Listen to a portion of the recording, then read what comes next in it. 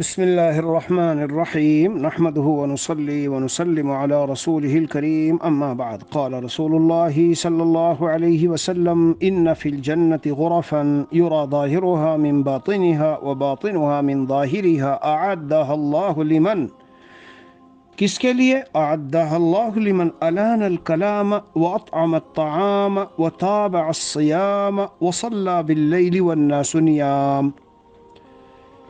عزیزو، جنت میں کچھ ایسے بالا خانے ہیں کہ شاندار قسم کے محل اور کمرے عمدہ بہت ہی کہ جن کا ظاہر باطن سے باطن ظاہر سے نظر آتا ہے، شیش محل کی طرح۔ اللہ نے ان کو کس کے لیے بنایا؟ نمبر ایک، جو گفتگو میں نرمی اختیار کرے، وہ اطعم الطعام، اور جو کھانا کھلایا کرے، اور تابع الصیام، کثرت کے ساتھ روزے رکھے، وصلی باللیل والناس نیام، رات میں نماز پڑھے جب لوگ سوئے ہیں۔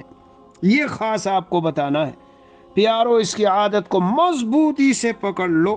قال علی، ایک روایت ہے عبداللہ بن عمرو العاص رضی اللہ عنہ قال قال علی رسول اللہ صلی اللہ علیہ وسلم یا عبد اللہ لا تكن مثل فلان كان يقوم من اللیل فترك قیام اللیل، اے عبداللہ فلاں کی طرح نہ ہونا، وہ پہلے رات کو تہجد پڑھتے تھے پھر چھوڑ دیا۔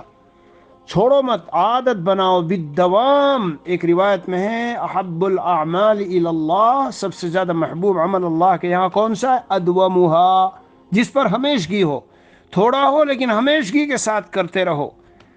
تو آج کا کیا خلاصہ نکلا؟ یہ رات کو اٹھو، مستقل معمول بناؤ اور مداومت اختیار کرو ہمیشگی۔